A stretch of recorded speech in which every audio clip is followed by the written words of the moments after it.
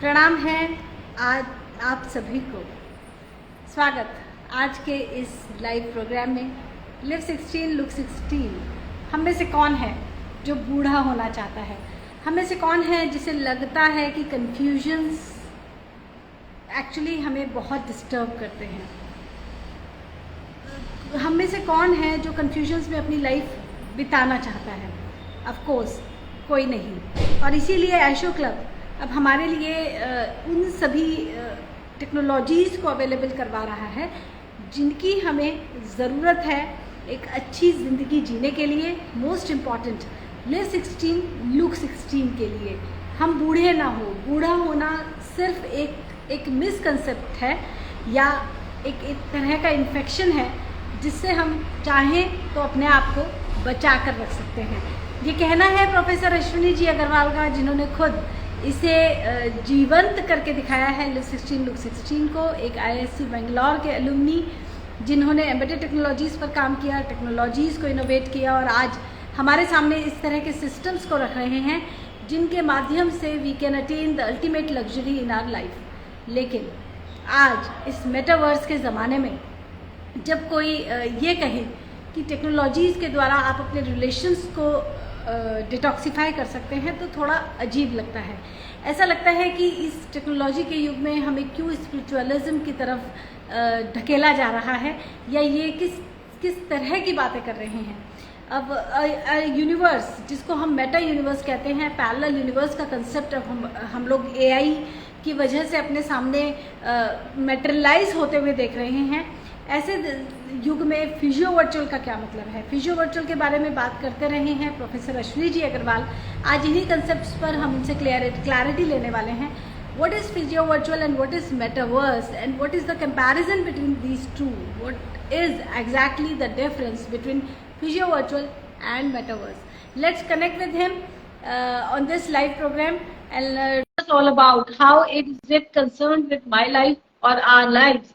And what is physio virtual? What is it meant for? physio virtual क्या मुझे समझने की जरूरत है। अश्विनी जी प्रणाम। प्रणाम। अश्विनी जी, एक बड़ा फेमस कंसेप्ट चल रहा है मेटावर्स का। फेसबुक जो कि हमारे जमाने का सबसे पॉपुलर सोशल मीडिया प्लेटफॉर्म है, इवन इंस्टाग्राम भी, ये ओन किए जाते हैं मेटा नाम की कंपनी के द्वारा।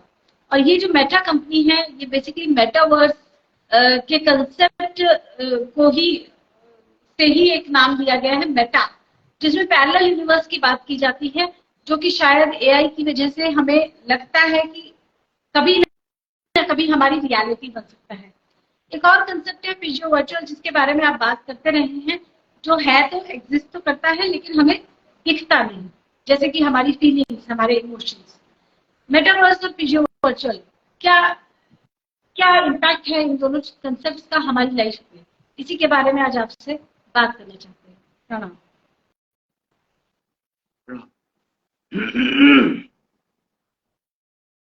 ये दो बड़े इंटरेस्टिंग शब्द हैं, ये वर्ड्स हैं, very very interesting words.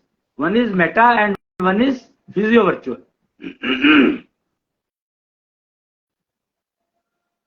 I think when we talk of physio virtual world and when we talk of metaverse, are they connected somehow?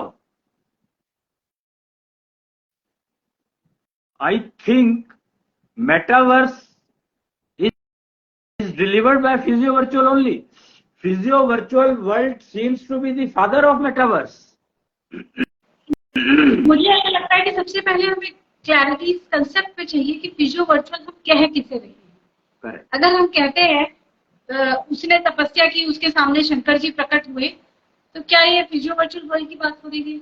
नहीं, ये मेटावर्स है। जो ये तुमने एग्जांपल लिया ये मेटावर्स है। दैट इज द की कि तुम्हें फिजियो वर्चुअल और मेटावर्स समझना है तो physio virtual is actually a father of metaverse because the example which you took right now precisely is the example belongs to metaverse. It doesn't belong to physio virtual at all. Physio virtual was Actually, physio-virtual word seems to be a bit confusing. I would say it should be virtuo-physical. Better better definition would be virtuo-physical rather than sense. तो जिसने ये physio-virtual शब्द को create किया है, वो उसने शायद एक टेक्नोलॉजी है चित्रगुप्त, एक नाम सुना होगा आपने चित्रगुप्त का, जो यमराज के सेक्रेटरी कहलाते हैं, जो कर्मों का लेखा जोखा रखते हैं, इट सीम्स। वो जो चित्र था, यानी जो कर्मफल हमें मिला, उस कर्मफल को में भुगतेंगे। आज कर्मफल मेरे को, मैंने लिखा, अपना कर्म आज किया, उसको मैंने पास्ट में लिख दिया, पास्ट में उसको फ्यूचर में लिख दिया, और वो जब फल आएगा तो जो पास्ट जब फ्यूचर लिखता है तो कैसे लिखता है? You have to understand it there. Metaverse समझना है तो मेटावर्स को समझना है तो यही स्टेटमेंट समझना होगा कि पास्ट फ्यूचर को कैसे लिखता है। अगर आप ये समझ जाएंगे तो आपको मेटावर्स तुरंत समझ में आ जाएगा। It is very easy to understand that metaverse is nothing but we are trying to build past. You understand what I'm saying? कि metaverse is nothing but we are trying to build past. आपने कहा कि physio virtual का पिता है metaverse. नहीं, metaverse का पिता है फिजियो वर्चुअल। राइट। लेकिन मैं अभी तक यही नहीं समझ पा रही हूँ कि फिजियो वर्चुअल क्या है, मेटावर्स क्या है, चित्रगुप्त क्या है, कर्मफल क्या है। ये शब्द सुनने में अच्छे लगते हैं, नए हैं, लेकिन इनके मतलब मुझे नहीं पता। इसमें नया क्या है? सारे शब्द तो पुराने हैं। मैंने कोई नया शब्द तो बोला ही नहीं है अभी तक। मेटावर्स तुमने बोला, फिजियो वर्चुअल तुमने बोला, गुप्त और चित्र ये तो पुराने शब्द है। चित्रगुप्त तो बहुत पुराना शब्द है। चित्रगुप्त के बारे में ऐसे कहा जाता है कि कोई मुनीम जी हैं जो रजिस्टर में एंट्री कर रहे हैं, मैंने कितने पाप किए, कितने जो भी मेरा हिसाब किताब है, मेरी डेथ के बाद मेरा हिसाब किताब किया। बिल्कुल सही सुना तुमने, और यही है फैक्ट, यही है सही, यही है सत्य, यही है, यही फैक्ट है कि चित्रगुप्त जो है वो आपके सारे किए हुए प्रेजेंट के कर्मों को पास्ट में ले जाता, लिखता है, और पास्ट फिर उसके ऊपर तुम्हारा फ्यूचर लिख देता है। बिल्कुल सही जा रहे हो तुम, सही कह रहे हो। This is a fact what you are saying. The truth is that only, the only difference is that we don't know how he writes for everybody. The key is that missing link, that we did not understand how he writes, where he writes, and who gives him salary, what is he, उसके हाथ में क्या है। फिल्मों ने बहुत दिखाया, दो लोग दिखाते थे, यमराज और उसका साथ में चित्रगुप्त। तो कौन है वो? ये मेटावर्स क्या है? मेटावर्स है फिजिकल को तुम वर्चुअली प्रेजेंट कर सको, जैसे कि चित्रगुप्त और यमराज को फिल्मों ने किया। film industry is nothing but total metaverse. TV serials, everything is only metaverse. Metaverse is nothing new. Metaverse is going on since Mahabharata. Sanjay who was giving the information to Dhritarashtra. So that was only metaverse. He was picturizing the entire Mahabharata in front of blind Dhritarashtra, who was not able to see, but he could visualize. The key is that metaverse is something which we try to visualize, and we try to visualize past. That is what is metaverse precisely.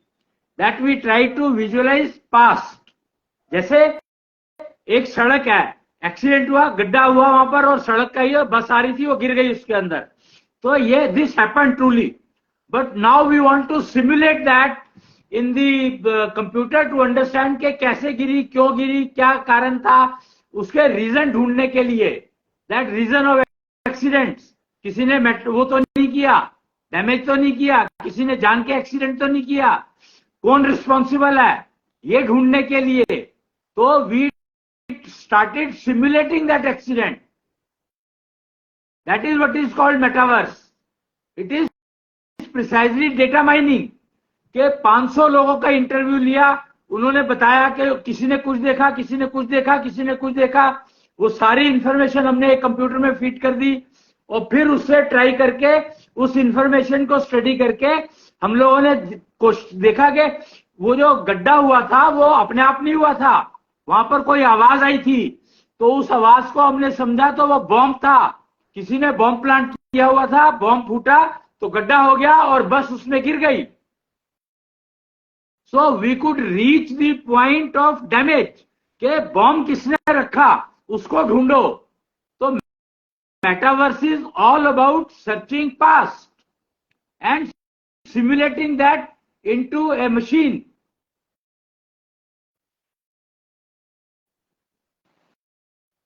Past नहीं search कर रहे हैं, हम create कर रहे हैं, जैसे हमने रोबोट्स बनाए, इसमें पास्ट कहाँ सर्च कर रहे हैं? नहीं, क्या कहा, मैं दोबारा बोलो। रोबोट बनाए, रोबोट। हाँ, अगर हमने रोबोट्स बनाए, मेटावर्स में रोबोट्स का एक बड़ा इंपॉर्टेंट पार्ट है, रोल। तो यहाँ हम पास्ट को क्रिप नहीं कर रहे हैं, पास्ट को डिगिंग नहीं कर रहे हैं, हम फ्यूचर के लिए कुछ नया बना रहे हैं। कर रहे हो। रोबोट बनाने का कॉन्सेप्ट किससे आया? ह्यूमन बीइंग को देख के, इंसान को देख करके। पास्ट ही तो तुम सिमुलेट कर रहे हो और क्या कर रहे हो, तुम इसके अलावा कुछ कर ही नहीं सकते। एक्चुअली प्रॉब्लम ये है, क्योंकि ये बात समझी नहीं किसी ने भी कि इसको करने का कोई फायदा नहीं है। Past has already written future for you, so there is no point digging past.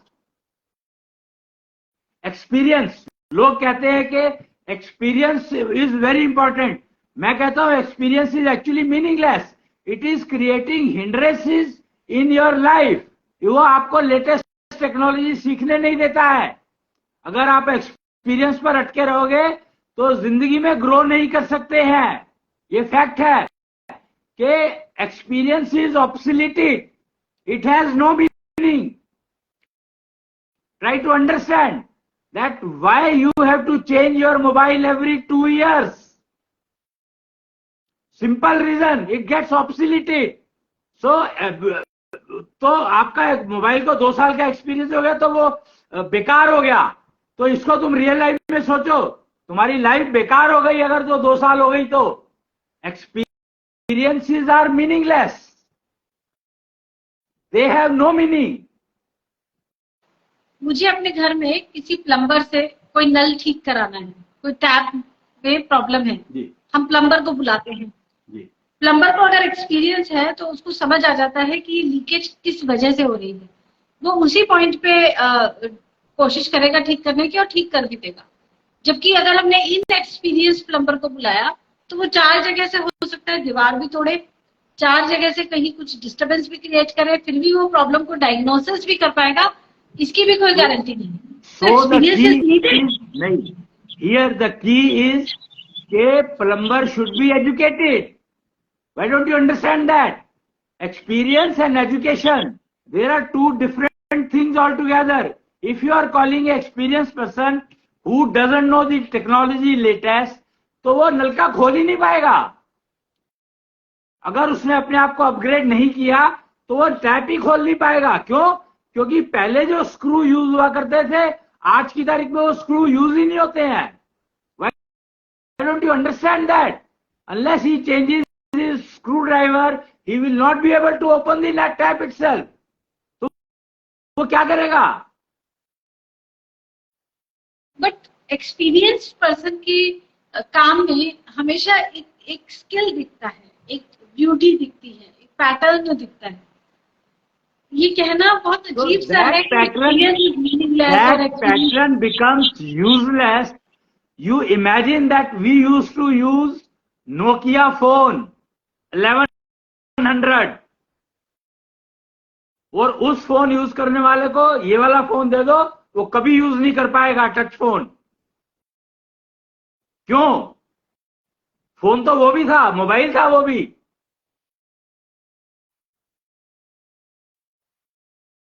बात को समझो मैं क्या कह रहा हूं कि experience is meaningless if we are talking of technology. Either you don't talk of technology at all, forget technology. If you start talking technology, then experience is obsoleted. It actually applies hindrances to your activity in learning new technologies. Experience is always a speed breaker in your life. In the era of technologies, experience is waste. आज की तारीख में अगर हम मान लें, आपके अगर इस बात को देखो कि Ayurveda is suppose to be the most experience, तो आयुर्वेद वाले एलोपैथी पर क्यों डिपेंड करना चाहते हैं? They find that their experience is waste.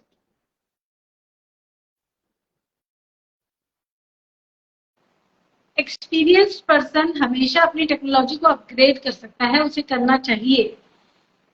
लेकिन अब देखिए, दूध का जला छाछ भी फूक फूक कर पीता है, ये एक्सपीरियंस ही तो है कि वी लर्न। अब इमेजिन यही कर लो, इमेजिन यही कर लो कि दूध का, अभी तुमने जो स्टेटमेंट कही इसको समझो। तुमने कहा दूध का जला छाछ को फूक फूक पर पिएगा, तो दूध का जला क्यों? क्योंकि दूध गर्म था तभी जला होगा ना। और छाछ तो ठंडी होती है, गर्म होती नहीं कभी भी। तो एक्सपीरियंस ने तो तुम्हें छाछ का गिलास उठाने को मजबूर कर दिया कि तुम गिलास, जबकि देखने से पता लग जाएगा दूध और छाछ में फर्क। तो टेक्नोलॉजी, एरा ऑफ टेक्नोलॉजी में एक्सपीरियंस का कोई रोल नहीं है, कोई रोल नहीं है। Try to understand, experience is a wastage of everything. If you keep waiting on experience, then you will never learn latest technologies, you will never understand latest technologies. आज की problem क्या हो गई है कि लोग एक्सपीरियंस की बात करते हैं और एलोपैथी पर अटक के रह गए। एक्सपीरियंस की बात करोगे तो you have to go back to Ayurveda. Ayurveda has declared itself obsoleted because it wants to shift to allopathy,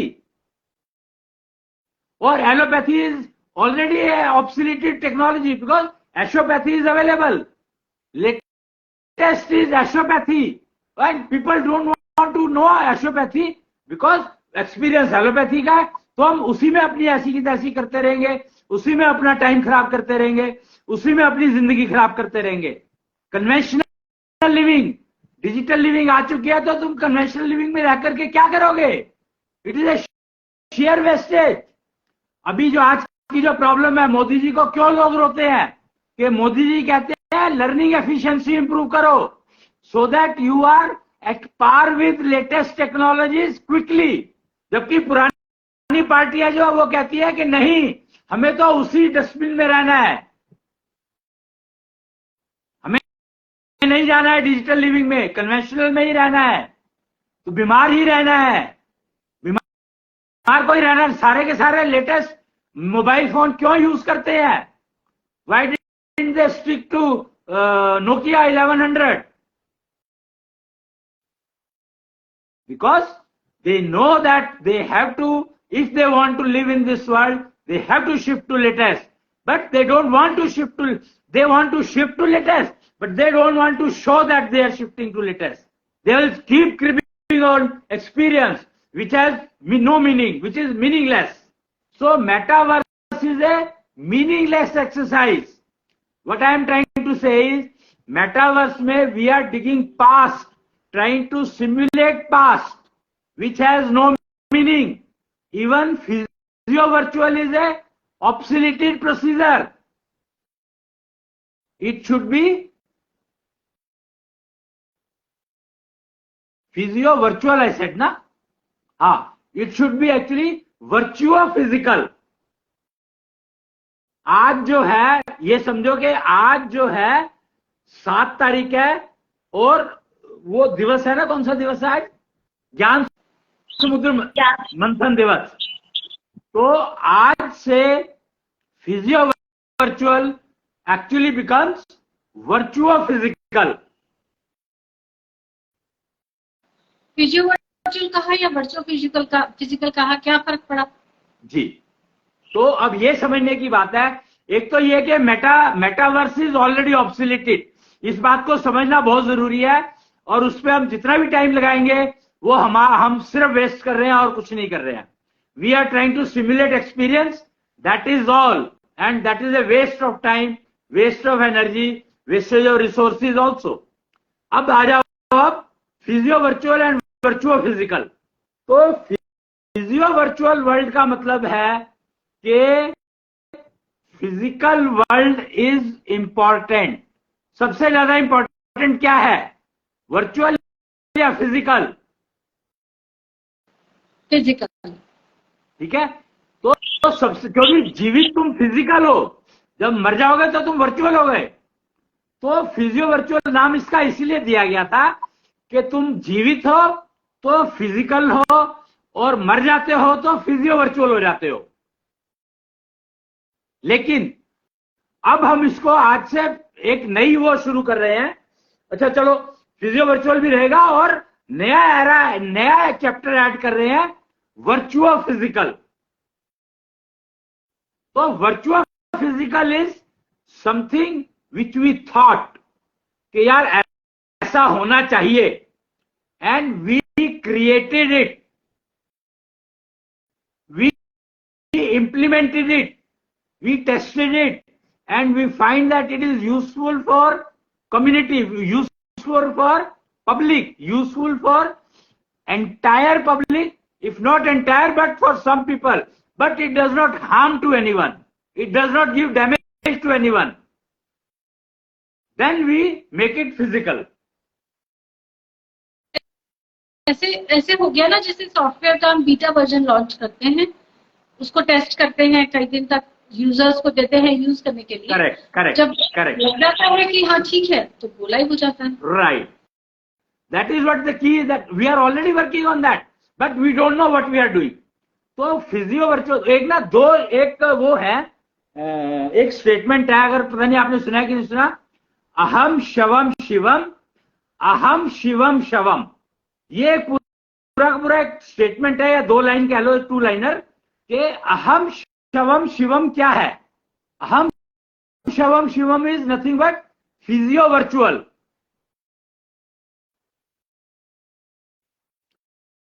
क्यों? क्योंकि मैं जीवित हूं पर मरने की तरफ जा रहा हूं, मैं मरूंगा, मरने के बाद दोबारा जीवित होऊंगा, पुनर्जन्म। अहम शिवम शवम, अहम शवम शिवम। तो इसमें तो मैं शव हूँ, फिर मैं शिव हो जाऊंगा, फिर शव हो जाऊंगा, ये है ना? मैं कह रहा हूं ना कि पहले मैं शव बनने की तरफ जा रहा हूं, अब जब मैं शव बन जाऊंगा तो फिर मैं जीवित हो जाऊंगा, पुनर्जन्म। तो physio virtual is this, actually what I am trying to show you or demonstrate it to you is that what is physio virtual and what is virtuo physical। तो उन दोनों का फर्क समझाने की कोशिश कर रहा हूं कि मैं अभी जीवित हूं पर मरूंगा, ये मुझे पक्का पता है मैं मरूंगा। तो जीवित मतलब फिजिकल, और मर गया मतलब वर्चुअल, तो फिजियो वर्चुअल। अब दूसरे पर आते हैं, अहम शिवम शवम, यानी वर्चुअल फिजिकल।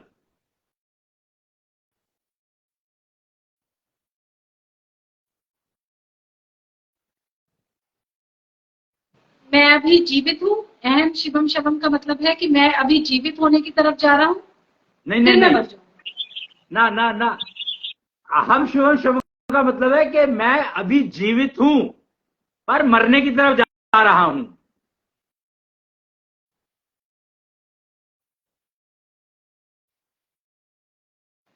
अहम शवम शिवम का क्या मतलब हुआ? मैं मरने की तरफ जा रहा हूँ, जीवित का कहीं कंसेप्ट नहीं है, पुनर्जन्म की बात हो रही है।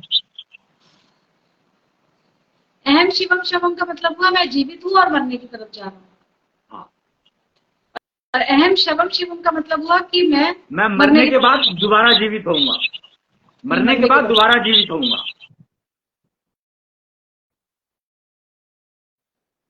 समझे ना? तो फिजियो वर्चुअल का मतलब है फिजिकल से डेस्टिनेशन लास्ट पे चला गया, वर्चुअल में चला गया।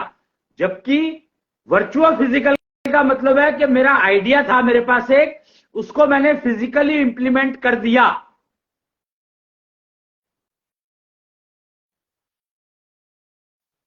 फिजियो वर्चुअल का क्या मतलब हुआ? फिजियो वर्चुअल का मतलब हुआ कि मैं फिजिकल हूं पर वर्चुअल की तरफ जा रहा हूं।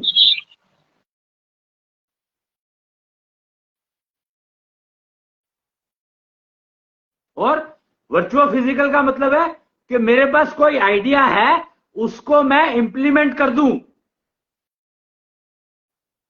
इसका मतलब हुआ कि दोनों पैरेलल ही चलते हैं। नहीं, पैरेलल कैसे चल जाएंगे? एक होगा तो पैरेलल ही, दूसरा होगा। हाँ, तो इसे ही पैरेलल चलना कह रहे हैं ना, पैरेलल क्योंकि कैसे चलेंगे? एक क्योंकि होगा तो दूसरा होगा ना। सी, ट्राई टू अंडरस्टैंड। एक है जो तुम आइडिया को फिजिकल बना रहे हो, तो आइडिया तो 50 आइडिया को फिजिकल बना सकते हो ना तुम। लेकिन फिजियो वर्चुअल का मतलब क्या हुआ? कोई फिजिकल है और वो मर गया, वर्चुअल में चला गया, फिर दोबारा से जीवित होगा, तो किस शेप में होगा, किस उसमें होगा, पता नहीं है।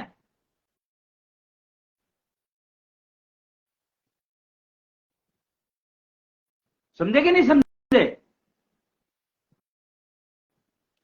कि ऑब्सोलीट का यहां पर तुम्हें ऑब्सोलीट शब्द समझना पड़ेगा। ऑब्सोलीट का मतलब क्या है? ऑब्सोलीट का मतलब है मरना नहीं होता है। ऑब्सोलीट का मतलब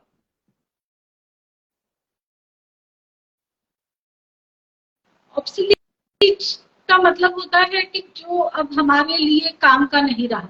करेक्ट, पर मरा नहीं है। हाँ, ठीक है। ठीक है ना? तो आज की तारीख में जो आज की तारीख में जो ये ओल्ड एज वाली समस्या शुरू हुई है, वो इसीलिए हुई है कि हम लोगों ने उनको ऑब्सोलीट मान लिया। या यूं कहें कि उन्होंने खुद ही खुद को ऑब्सोलीट मान लिया। जो भी कहो, तो ये मेटावर्स का कमाल है कि उन्होंने उसको ऑब्सोलीट डिक्लेयर कर दिया। ऑब्सोलीटी टेक्नोलॉजीज पे काम कर रहे हो तुम, तो ऑब्सोलीट ही रहोगे ना। यही बताने की कोशिश कर रहा हूं मैं। सो माइग्रेट टू फिजियो वर्चुअल और virtual physical world. That is what is digital living. Digital living के दो लेवल हैं, physio virtual and virtual physical. जब तक जीवित हो, जब तक तुम वर्चुअल फिजिकल में काम कर रहे हो, और मर जाते हो तो फिजियो वर्चुअल में चले जाते हो।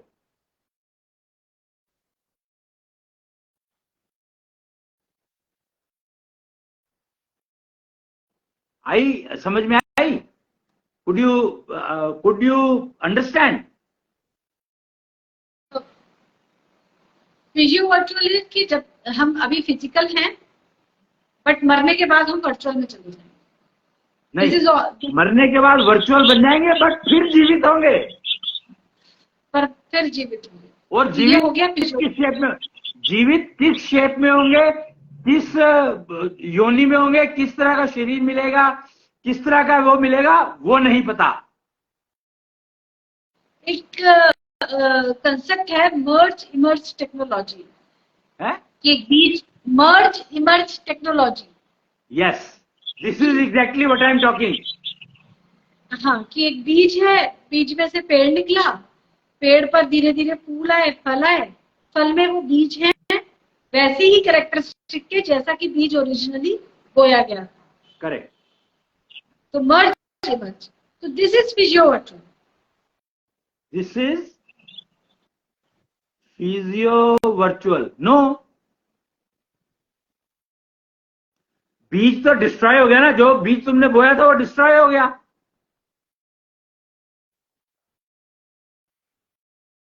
वो डिस्ट्रॉय हुआ, तो उसमें से इमर्ज हुआ क्या? पेड़।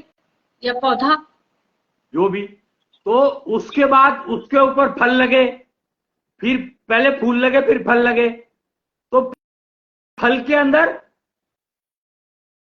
फिर से बीज था, आगे नहीं, तो वो बीज, उस बीज का पुनर्जन्म हुआ फल में जाकर के। तो बीज का जो सारा प्रोसीजर है वो है फिजियो वर्चुअल।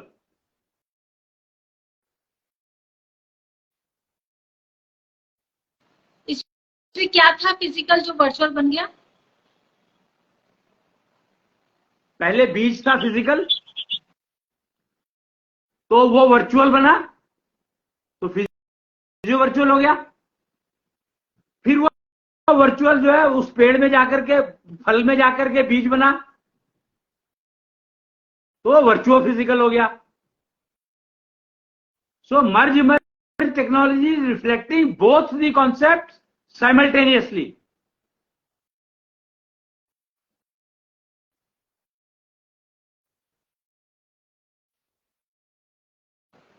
जो मैं अभी तक ग्रास्प कर पाई हूँ वो ये कि जो वर्चुअल फिजिकल आप बता रहे हैं ये बहुत आसान है। कोई विचार हमें आता है, जैसे ही हम उसे फिजिकली एग्जीक्यूट करते हैं, विचार हमें कई तरह के आते हैं, पर हमने जिसको एग्जीक्यूट किया वो हो गया वर्चुअल फिजिकल। एंड जो फिजियो वर्चुअल है वो ये कि हम फिजिकल हैं, बट मरने के बाद हम वर्चुअल बन जाए। अहम शिवम शवम, मैं जीवित हूँ, मैं शव बनने की तरफ आगे जा रही हूँ। Right, right, true. अब यहाँ पे एक और कंसेप्ट जो मेटावर्स का बड़ा ही आजकल एक फैशन में टॉपिक है, मेटावर्स। ये कहाँ पे फिट इन होता है, फिजियो वर्चुअल में या वर्चुअल फिजिकल में? ये सिर्फ हम लोग एक्सपीरियंस को सिमुलेट करने की कोशिश कर रहे हैं, which has no meaning actually, because the experiences, if you try to stick to experience, then you will lose on technologies, and that is precisely what is happening।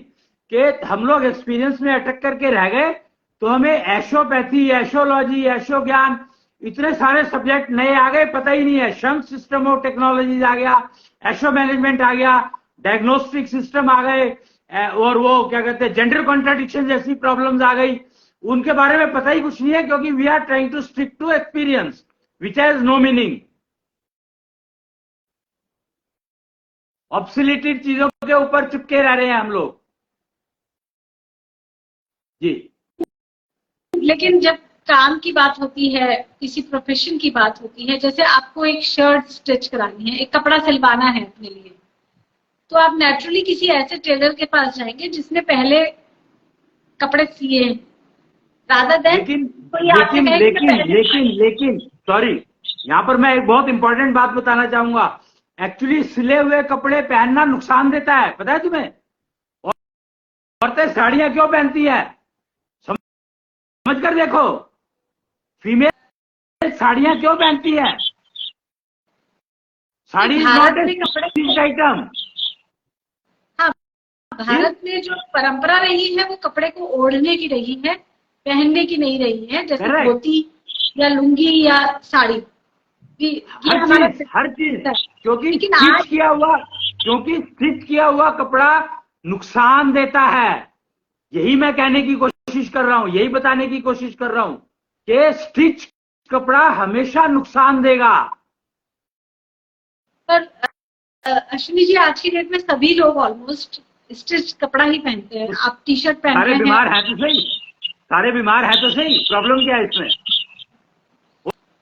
और जो नहीं पहनते हैं स्टिच कपड़ा वो बिल्कुल बीमार नहीं है, ये पक्का है। रामदेव जी को देख लो।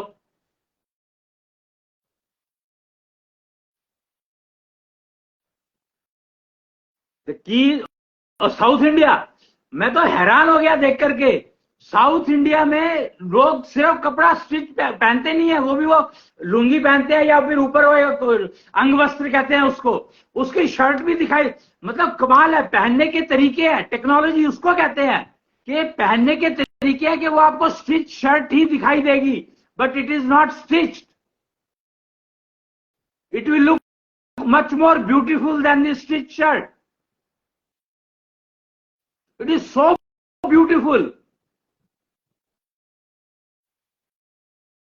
तो मैं मतलब कमाल है। अब की बार मेरा चक्कर लगा था, बेंगलोर गया मैं, तो मैंने देखा कि औरतें जो, मैं जब ये स्टिच बात हो रही थी, इन टॉपिक पे डिस्कशन चलता रहा, टेक्निकल लोग हैं सारे के सारे हम लोग, तो इन बातों पे चलता रहा। मैंने कहा यार स्टिच कपड़े पहनने से तो नुकसान होता है, तो कहते हैं नुकसान होता है, ऐसे कैसे होता है? मैंने देख लो औरतें साड़ियां पहनती हैं, वो स्टिच होती नहीं कहीं पर भी। आदमी, मैं तुम बाकी छोड़ो, तुम देखो कि तुमने लुंगी पहनी है, ये स्टिच है क्या? तुम लोगों ने अंग वस्त्र पहना है, एक्चुअली पूजा थी, कोई यज्ञ था, हवन था, कहते हैं हवन में तो हम स्टिच कपड़ा पहनते ही नहीं है। क्यों नहीं पहनते हैं भाई? सोचकर देखो क्यों नहीं पहनते हैं। ये परंपरा क्यों रही है मुझे नहीं पता, ये परंपरा नहीं है, हम लोगों ने कपड़े को कभी पहना नहीं है, धारण किया। करेक्ट, ये मुझे पता है। तो इसीलिए तो this explains physio virtual and virtual physical world. This is precisely what I am trying to say. Metaverse is trying to put you in stitched clothes. वो तो कहते हैं कफन भी सिला हुआ होना चाहिए, जबकि कफन सिला हुआ नहीं होता है।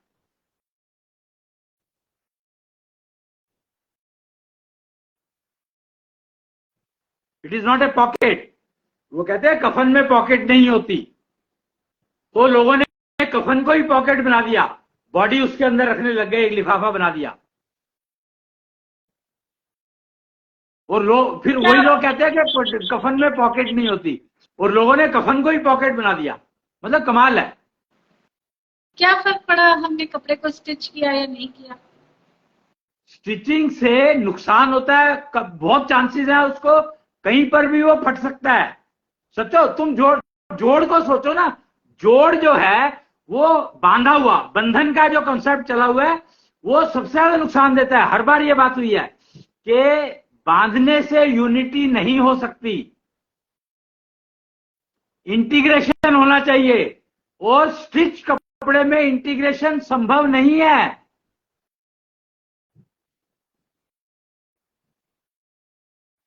तो कॉन्सेप्ट को समझो। I am trying to explain the concept के टीम इंटीग्रेशन में होगी तो काम करेगी, रिजल्ट देगी। अगर टीम यूनिटी में होगी तो वो रिजल्ट देगी या नहीं देगी, totally unknown. You will always remain in confusion कि पता नहीं क्या होगा, apprehensions.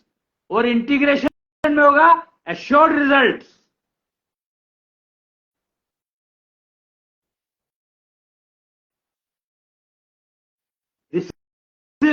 This is the key. This is the importance, that experience is always obsoleted. So don't even talk about it. And living being never obsoletes. अगर उसकी learning efficiency अच्छी होगी तो वो कुछ भी सीख सकता है, कभी भी सीख सकता है। लेकिन अगर वो एक्सपीरियंस पर अटका रहेगा तो वो कुछ नहीं कर पाएगा, कुछ नहीं सीख पाएगा, कुछ कर ही नहीं पाएगा। Screwdriver, try to understand, screw का डिजाइन बदल गया तो तुम्हारे पास जो स्क्रू ड्राइवर वो मीनिंगलेस हो गया, बेकार हो गया। फिर तुम क्या करोगे? That plumber is a hopeless. वो क्रिप करता रहेगा कि जी ये तो स्क्रू बदल दिया इन्होंने, बनाने वाले ये कर देते हैं, वो कर देते हैं, उसी को क्रिप करता रहेगा। और फिर एक्सपेक्ट करेगा कि पैसे दो उसको। क्यों पैसे दें जब उसने काम नहीं किया तो? बट फिर वो केस कर देगा कि इन्होंने मुझे पैसे नहीं दिए। यही प्रॉब्लम है कि मेटावर्स में जब तक अटके रहोगे, जब तक तुम लड़ाई ही करते रहोगे, अपने एक्सपीरियंस से ही लड़ते रहो, अपने ही एक्सपीरियंस से लड़ते रहोगे। प्रॉब्लम यहां पर यह है कि डेस्टिनी रीडर कितना इंपॉर्टेंट है लाइफ में, ये समझना बहुत जरूरी है, और मेटावर्स में ये कभी समझ में नहीं आएगा। Destiny reader is much more important than anything else. और डेस्टिनी रीडर कितना इंपॉर्टेंट है, अगर तुम एक्सपीरियंस के जाल से निकलना चाहते हो तो डेस्टिनी रीडर के पास जाओ, जाना ही पड़ेगा। अगर अपने जीवन को कष्ट मुक्त बनाना चाहते हो तो डेस्टिनी रीडर के अलावा कोई चॉइस नहीं है। You are wasting your life. और वो डेस्टिनी रीडर जिसको के कम से कम 2 सिस्टम आते हो, एक केमिस्ट्री जरूर आता हो, उसके अलावा कम से कम एक सिस्टम और आता हो, इन 2 के अलावा बाकी सब बेकार है। Mind it, I am telling you, बाकी सब बेकार है, किसी के पास जाने का कोई फायदा नहीं है। और डेस्टिनी रीडर अगर तुम्हें मॉडिफिकेशन की सलाह देता है तो वो डेस्टिनी रीडर भी किसी काम का नहीं है, ये समझ लेना। Because destiny reading is something else and destiny modification is something else. So try to understand के एक्सपीरियंस पर्सन और technology person, who is more important, decide. ये बहुत अच्छी पोल बन सकती है लिंक्डइन पे कि what is whom will you pick for your job, experience person और technology person.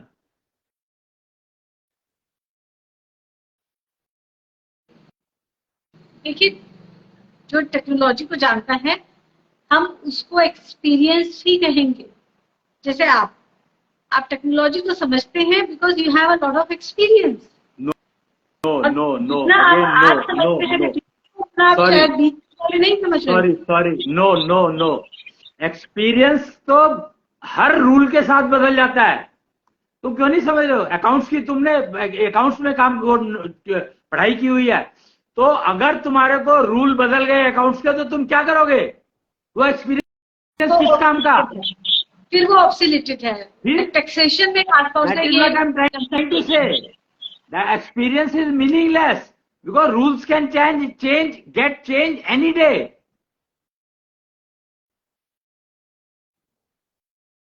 And if you are using technology, then that change of rule you will implement in technology and it will start working the same way. Right? To understand what I am saying. Experience is a burden on you. You are carrying an extra luggage of experience which is not going to help you at all. Never carry any extra weight. जी, तो ये बात हो गई कि experience हमारे लिए कुछ काम का नहीं होता और फिजियो वर्चुअल और वर्चुअल फिजिकल को समझना जरूरी है। पर मैं अभी तक भी ये कोरिलेट नहीं कर पा रही हूँ। ठीक है, metaverse is all about digging our experience, digging our past, इससे या सिमुलेशन, इससे कुछ भी किसी को नहीं मिलने वाला है, ना ही मिल रहा है। ओके, फिजियो वर्चुअल और वर्चुअल फिजिकल को समझ के भी हम जो लाइफ की समस्याएं हैं या जो हमारी डे टू डे लिविंग है, इसमें कैसे इंप्रूवमेंट ला सकते हैं? अगर तुम फिजियो वर्चुअल समझ लोगे तो मरोगे कष्ट मुक्त, यानी बीमार होकर के नहीं मरोगे, बीमार होगे नहीं। अगर फिजियो वर्चुअल वर्ल्ड में रहना सीख लोगे तो तुम बीमार कष्ट में मरोगे नहीं, किसी के ऊपर बोझ नहीं बनोगे। सबसे important, you will have pain free death. जी, फिजियो वर्चुअल वर्ल्ड में रहना सीख लोगे, इस लाइन का मतलब क्या है? इसका मतलब ये है कि तुम्हें पता है कि जो लोग कन्वेंशनल लिविंग में रह रहे हैं या मेटावर्स में रह रहे हैं तो वो कितने कष्ट में मरे थे। ये तो तुम समझ पाओगे कि कितने कष्ट में मरे थे, पर उससे तुम्हें क्या हेल्प मिलेगी? तुम्हें तो कष्ट रहेगा ही ना। तुम्हें अगर 6 महीने कोमा में पड़े रहोगे तो वो सबके लिए कष्टदायक है कि नहीं है? तो मेटावर्स में रहोगे तो वो 6 महीने की कोमा तो तुम्हारे लिए पक्का हो गया। और अगर तुम फिजियो वर्चुअल वर्ल्ड में रहना सीख लोगे तो वो कॉमा जो है वो हो सकता है 1 घंटे का रह जाए, 1 दिन का रह जाए, 6 महीने को रिड्यूस कर सकते हो तुम।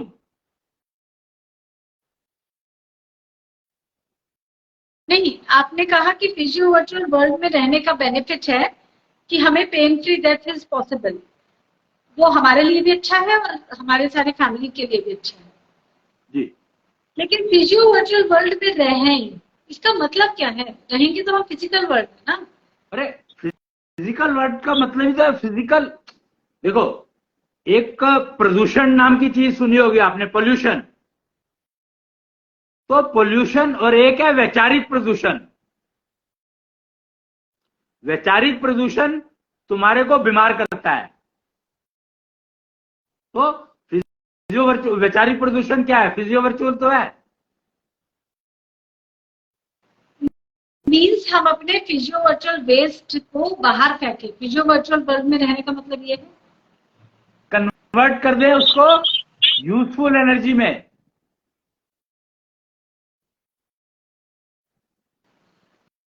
कन्वर्ट नहीं हो सकता। वेस्ट को बाहर फेंका जाता है, कन्वर्ट नहीं होता है। तो बाहर फेंको एनर्जी बना करके, ना कि एक और वेस्ट बना करके। वो पोल्यूशन करेगा। अगर उसको बाहर फेंकोगे तो वो पोल्यूशन करेगा। अगर उसको तुम एनर्जी में कन्वर्ट कर दोगे तो वो पोल्यूशन नहीं करेगा। फर्क है इन दोनों चीजों में। और वेस्ट को एनर्जी में कन्वर्ट कैसे करते हैं? क्योंकि जितना मैंने अब तक समझा है, आयुर्वेद हो गया या जितनी भी पैथीज है, नेचुरोपैथी है, वेस्ट को बाहर निकालने के लिए we use some kind of system.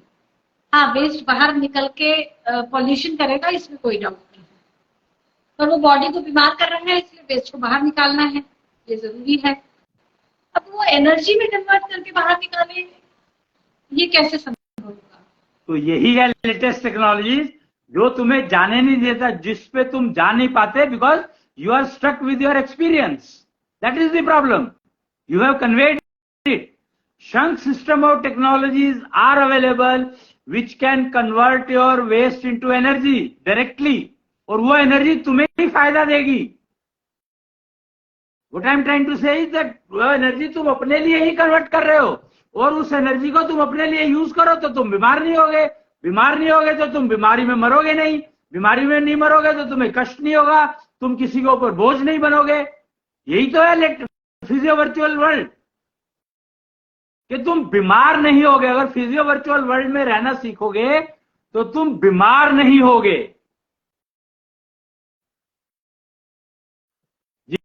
तो बेसिकली द कंसेप्ट इज कि फिजियो वर्चुअल वर्ल्ड में रहना सीखना है।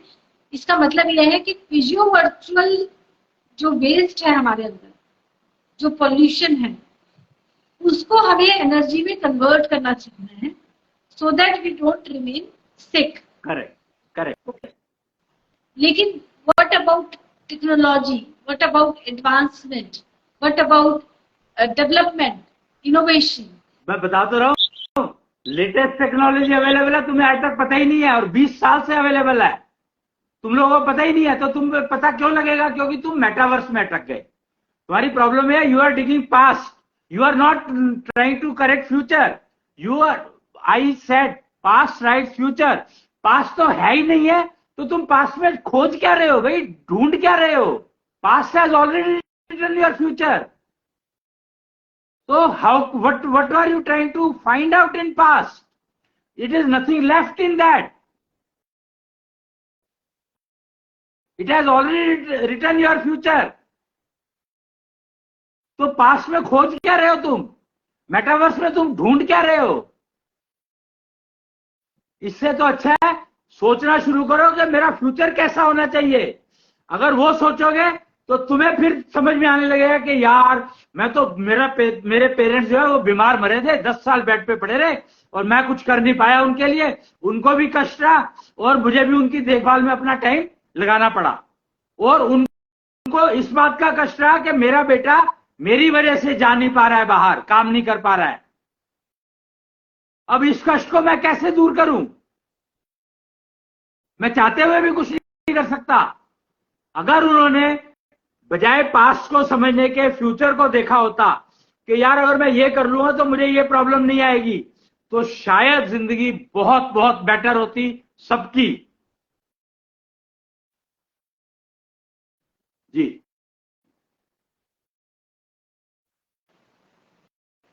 ये बात आपकी बिल्कुल ठीक है कि हम पास्ट में देखने की टेंडेंसी रखते हैं rather than looking into future, whereas past has already written our future.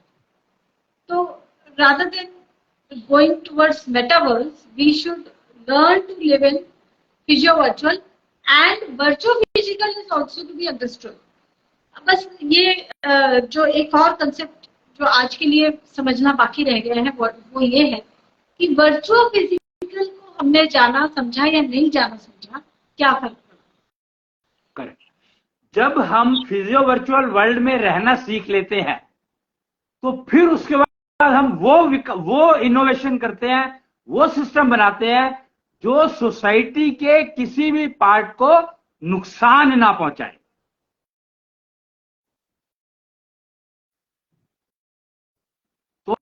तो हम लोग फिर दूसरे के लिए गड्ढा नहीं खोदते जो हमारे लिए खाई खोद रहा है पीछे खड़ा होकर के।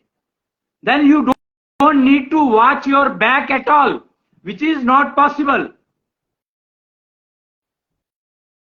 दैट इज द की कि हम लोग मेटावर्स में है तो we will always need to watch our back, which we can not. So we have to appoint somebody to keep our watch back watch. और अगर हम फिजियो वर्चुअल में रहना सीख लेते हैं तो सबसे इंपॉर्टेंट है कि हम जो वर्चुअल फिजिकल को समझेंगे और फिर वो चीजें बनाएंगे जो समाज के किसी भी वर्ग को नुकसान नहीं पहुंचाएगी। ये फर्क है। आपकी इनोवेशन की टोटल डायरेक्शन बदल जाएगी। इसीलिए इसको कल्पांत कहा गया है। डिजिटल लिविंग के शुरू होने को कल्पांत कहा गया है, यानी उस कल्प का अंत हो रहा है जिसमें हम लोग पास्ट को खोजते थे कि पीछे क्या हुआ। अब हम फ्यूचर बनाते हैं। डिजिटल लिविंग में we make future according to our choice. एक कंसेप्ट हमने सुना है कि दूसरों की गलतियों से सीखो और फिर उन गलतियों को रिपीट मत करो, या अपनी लाइफ में वो बेवकूफियां मत करो जो दूसरों ने की। ये एक आसान तरीका है अपने आप को बहुत सारी प्रॉब्लम से बचाने के लिए। तो यहाँ पे this precisely belongs to physio virtual world. पर इसके लिए हम पास्ट को स्टडी करते हैं ना, रामायण में ये हुआ, महाभारत में ये हुआ, द्रौपदी ने ये किया तो उसे ये मिला, कुंती ने ये किया तो उसे ये मिला। तो we are digging the past and finding. क्योंकि अभी तक तो तुम मेटावर्स में ही रह रहे हो ना। अभी तक तुम कन्वेंशनल लिविंग से बाहर आने की सोची कहा तुमने। कल्पांत हो चुका है, इस बारे में जानकारी नहीं है किसी को। डिजिटल वर्ल्ड आ चुका है, डिजिटल लिविंग आ चुकी है, इस बारे में जानकारी नहीं है किसी को। कोई समझना ही नहीं चाहता कि वर्चुअल फिजियो वर्चुअल वर्ल्ड 20 साल से एग्जिस्ट कर रहा है। सारा सिस्टम अवेलेबल है। कलिका अवतार आकर के चला गया, लोग कलिका अवतार की वेट कर रहे हैं। तो इमेजिन कि हम लोग रामायण काल में चले गए और कलिका अवतार आकर के जा चुके हैं, उसका पता ही नहीं है कुछ।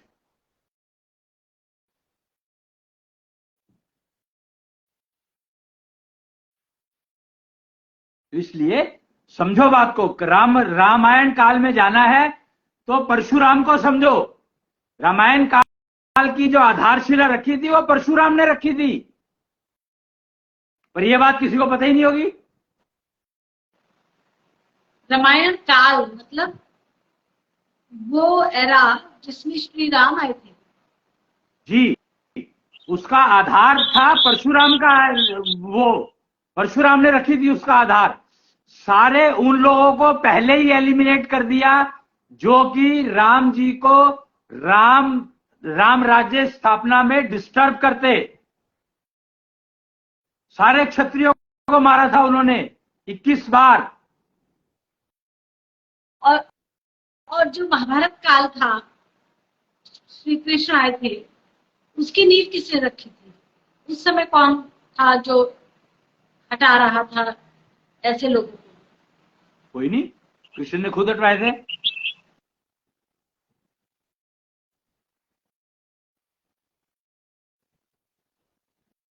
अब आप जिस कल्पांत की बात कर रहे हैं जिसके बाद डिजिटल लिविंग की शुरुआत हुई है, आप कह रहे हैं कि कलिका अवतार आए और आकर चले गए, तो ये तकरीबन कौन से सन की, कौन से ईयर की आप बात कर रहे हैं? तो अगर हम इंग्लिश कैलेंडर से चलते हैं तो 30 मार्च 2006 से डिजिटल लिविंग शुरू हुई थी। 30 मार्च 2006 से डिजिटल लिविंग शुरू हो गई थी।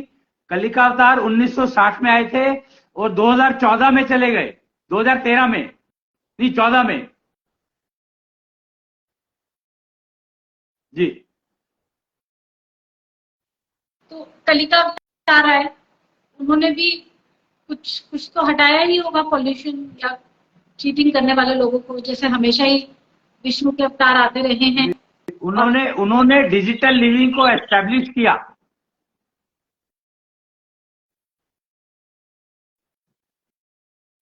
तो उन्होंने कन्वेंशनल लिविंग को निपटाया, ये कह सकते हो। तो अभी तक जो कन्वेंशनल लिविंग को जितना मैं सीखी हूँ, समझी हूँ, वो बेसिकली पास्ट पर ही टिकती है। जैसे किसी परिवार में परंपराओं का हवाला दिया जाता है, तुम साड़ी इसलिए पहनो क्योंकि हमारी परंपरा ऐसी है। नहीं नहीं नहीं नहीं नहीं नहीं नहीं, again you are wrong.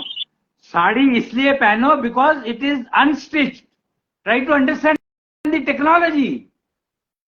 But कहने वाले हमें पास्ट का ही रेफरेंस देके समझाते हैं। एग्रीड, आई एम नॉट हमारे डिनाइंग परिवार दैट। की परंपरा है तो you have to follow it. मैं ये नहीं कह रहा हूं कि पास है या नहीं है। What I am trying to say is that try to understand the technology. वो रेफरेंस क्या दे रहे हैं मेरे को उसमें इंटरेस्ट नहीं है, बट मैं ये बता रहा हूं कि टेक्नोलॉजी क्या है साड़ी पहनने की, मैं वो बता रहा हूं कि you are used to hear. जी, स्टिच्ड कपड़ा पहना या अनस्टिच्ड कपड़ा पहना, क्या फर्क पड़ा बॉडी पे? बताया तो कि अगर तुम स्टिच कपड़ा पहनते हो तो तुम्हारी बॉडी जो है डैमेज होती है, नुकसान होता है, स्किन को प्रॉब्लम्स आएंगी। स्किन प्रॉब्लम्स जो देन है वो देन ही स्टिच कपड़े की है, और आपको एप्रिहेंशन में रखिएगा कहीं फट ना जाए। बहुत ही इश्यूज है स्टिच कपड़े के साथ, बहुत ज्यादा, और उसमें लिमिटेशन है। स्टिच कपड़े की सबसे बड़ी प्रॉब्लम यह है कि इतनी लिमिटेशन है उसमें कि वो आपके शरीर के साथ एडजस्ट नहीं कर पाता। आपको अपने शरीर को उस कपड़े के हिसाब से एडजस्ट करना पड़ता है जो आपको बीमारी देता है, रोग देता है। अनस्टिच कपड़ा होगा तो वो उसको आप जैसे मर्जी एडजस्ट कर लो अपनी बॉडी के हिसाब से।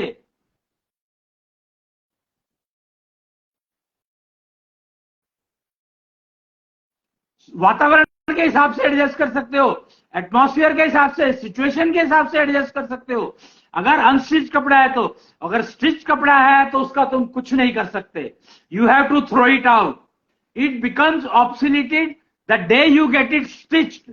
पता है तुम्हें ये बात कि जिस दिन तुम कपड़ा सिलवा लेते हो उसी दिन वो ऑब्सोलीट हो जाता है। उसी दिन, उसी मोमेंट, जैसे ही कपड़े की सिलाई हुई वो कपड़ा ऑब्सोलीट हो गया।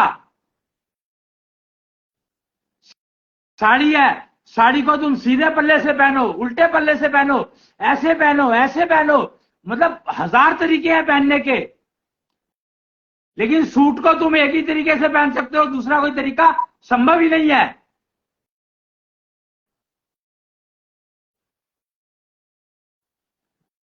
तो इनोवेशन किसमें हुआ, सोचकर देखो।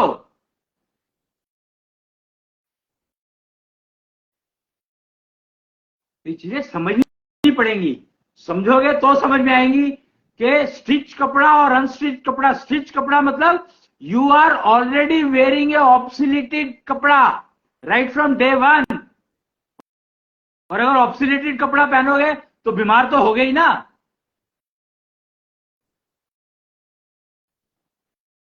जी, तो बेसिकली जो मेटावर्स का कंसेप्ट है वो हमें सिर्फ बीमारियां दे रहा है। कन्वेंशनल लिविंग का आधार ही पास्ट रहा है, जबकि पास्ट ऑलरेडी ऑब्सोलेटेड हो चुका है, उसके कोई मायने नहीं रहे हैं। ऑब्सोलीट नहीं हो चुका है. Sorry, again here you also have to understand one more thing, that past obsolete नहीं होता है, मर जाता है. मरने और ऑब्सोलीट होने में फर्क समझो. क्या फर्क है? जो चीज मर गई तो फ्यूचर में चली गई, यानी भविष्य में कैसे आएगी पता नहीं है. वो पास्ट ने फ्यूचर लिख करके पास्ट मर गया. तो पास्ट ने फ्यूचर लिख दिया और पास्ट तो मर चुका है. कन्वेंशनल लिविंग का आधार पास्ट ही है, या इवन मेटावर्स का भी आधार पास्ट में डिग करने की कोशिश करना है. करेक्ट. जबकि फिजियो वर्चुअल वर्ल्ड में रहने का मतलब है कि हम फ्यूचर को ठीक करने के लिए हम अपने पॉल्यूशन को वेस्ट में कन्वर्ट कर रहे हैं, so that my future at least becomes somewhat better. Right. And इसके लिए वर्चुअल फिजिकल भी समझना है, so that we know what and how to execute. क्या काम करना है, मतलब प्रोफेशन क्या करना है, प्रोफेशन क्या करना है. वर्चुअल फिजिकल मीन्स प्रोफेशन तुम्हें क्या करना है, इनोवेशन क्या है, क्या किस तरह के सिस्टम बनाने हैं जो कि समाज के किसी भी वर्ग को नुकसान ना पहुंचाए. ठीक जी. तो ये हो गया physio virtual and virtual physical, जिसको हम मर्ज इमर्ज टेक्नोलॉजी से समझ सकते हैं दोनों concept. Yes. And metaverse is already obsoleted concept, जो जिससे बीमारियों के अलावा कुछ हासिल नहीं होने वाला है. नहीं, पहली बात. दूसरी बात यह है कि ये तुम्हें सिर्फ और सिर्फ ऑब्सोलीट ही करता रहेगा. जैसे ही कोई नई चीज देगा वो ऑब्सोलीट हो जाएगी. तुम ये देख सकते हो आज की सॉफ्टवेयर में, एप्स में, कि daily update is required. So update means मरा नहीं है पास्ट, तुमने उसके ऊपर पैच लगा दिए. So that is a patching technology. ये तो कंसेप्ट मैंने देखा है, जितने भी so called hi fi professionals होते हैं साइंस एंड टेक्नोलॉजी के एरिया में, they are always in an apprehension कि कोई दूसरा मुझसे ज्यादा आगे तो नहीं निकल गया, कहीं मैं ऑब्सोलेटेड तो नहीं हो गया. They are always trying to look that what's new is upcoming. चाहे वो जर्नल्स पढ़े, सोशल मीडिया की पोस्ट देखें, वो कैसे भी करके दे आर ऑलवेज स्मेलिंग. वो हमेशा सूंघ रहे हैं कि मार्केट में नया क्या है, just to ensure that they don't get obsoleted. So how much apprehension they would be living into कि लगातार ये फीलिंग बने रहना कि कहीं मैं ऑब्सोलीट तो नहीं हो गया या हो गई. So it is their choice, no? They have picked up like they want to die fast. Actually problem ये हो गई है कि आज की तारीख में अपने पेरेंट्स को देख देख करके जो नेक्स्ट जनरेशन है वो कहती है we should die at the age of 50. We are not willing to go beyond 50. ये मैंने बहुत लोगों से सुना है कि I don't want to grow old. मैं बूढ़ा नहीं होना चाहता या मैं बूढ़ी नहीं होना चाहती. Yes, this is the fact that people want, at least हमारी जनरेशन के लोग चाहते हैं कि 60-70 में बस चले जाएं. इट्स इनफ, जी लिए बहुत. करेक्ट. और इसका बेसिक कंसेप्ट यही है कि बीमारियां तो आएंगी ही, तो हम किसी भी तरह से कष्टों से जल्दी छूटे. फिजियो वर्चुअल और मेटावर्स का जो ये कंपैरिजन आज आपने हमें बताया है, जो कंफ्यूजन से आप हमें बांध रहे हैं, अगेन ये रिमार्केबल है और हमेशा की तरह सोसाइटी के लिए एक नई डायरेक्शन देने वाला है. आज के लिए इतना ही. अश्विनी जी, आपसे बातचीत कल के फिर प्रोग्राम में रहेगी. प्रणाम. जय कृष्ण. जय जय कृष्ण.